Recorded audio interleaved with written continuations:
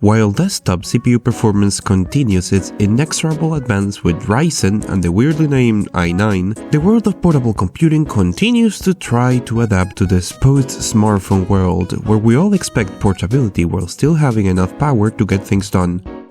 From this strange environment, the Intel Core M series was born.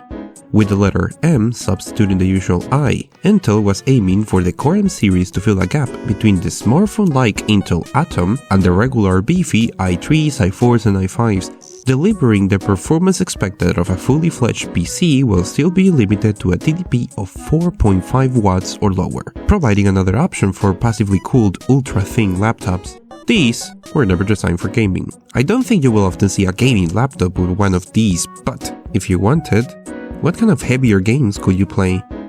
To answer this question, I got my hands on this device, the Jumper EasyBook 3 Plus. Jumper is a Chinese brand that specializes in very thin laptops like this guy. This is a metal body, thin ultrabook that still manages to have enough space for a couple of USB ports, a micro HDMI and a headphone jack.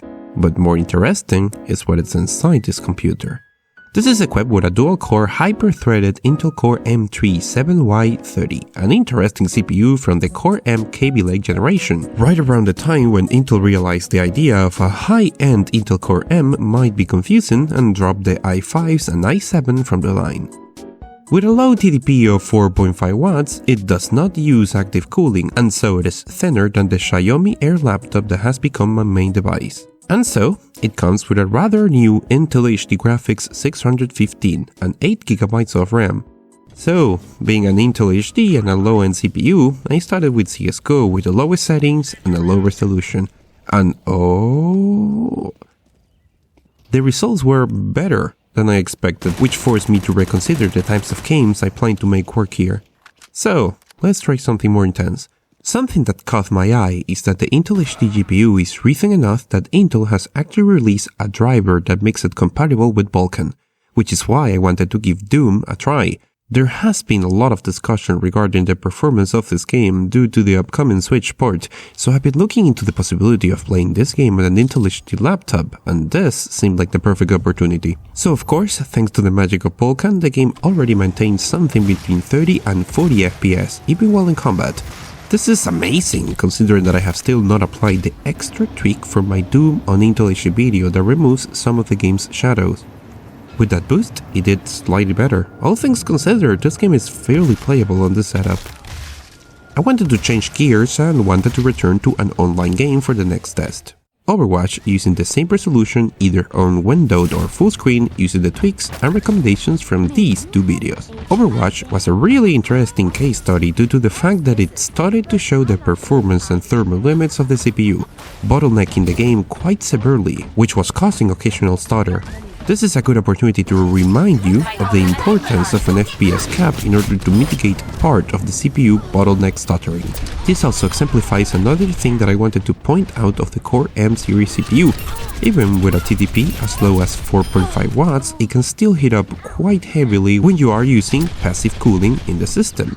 After all, the M3 was not designed with the intention of gaming, and so this sustained use. Which is not to say an actively cooled CPU does not overheat as well, but the Core M seems to be designed to get as much performance as possible before hitting its cooling limits. If you can put up with the heat, you can get some decent results. I was able to play a very successful match of Overwatch using these settings on this computer, another unexpected surprise.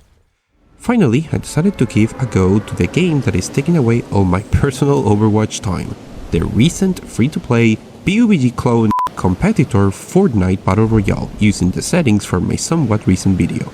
This flipped the tables, was again being limited by GPU and the CPU barely keeping along. Curiously enough, the performance was acceptable and close to 30 during most of the moments I encountered in my test match. The GPU really started to suffer on some of the vast open areas on the map, even with a ridiculously low draw distance enabled, something that can be improved by a more dramatic use of the internal resolution scaler from the video. So in conclusion, while the Core M series was never designed with gaming in mind, you can squeeze a fair bit more from them than you would expect, especially when using some of the fancier Intel HDs on newer chips. A combination of lower resolutions and a healthy dose of other tweaks can get you somewhat gaming on some popular titles, especially if they have Vulkan compatibility. However, you need to keep an eye out on games with hefty CPU requirements that might push the limits of the passive cooling that is often associated with Core M's. Consider an FPS cap or one of those fancy cooling pads if you still want to venture in that territory. If you're interested in more info about this laptop, the link is in the description. It has proven to be a much better device than I expected, with the only bad thing being that the headphone jack next to the charger occasionally causes interference with certain headphones, but in general it might actually make for a good portable device where you can do some gaming as well. Before we go, a lot of people have been asking for the return of the LowSpeedGamer giveaway.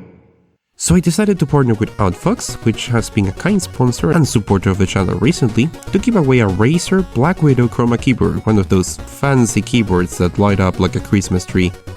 You can sign up in the link in the description, and to apply you simply need to follow me on Twitter, also Outfox, and sign up for the free trial. This runs until November the 1st, so plenty of time to apply. Let me know what you think of the giveaway so I can do better things in the future. And thank you to my dear patrons for their continuing help.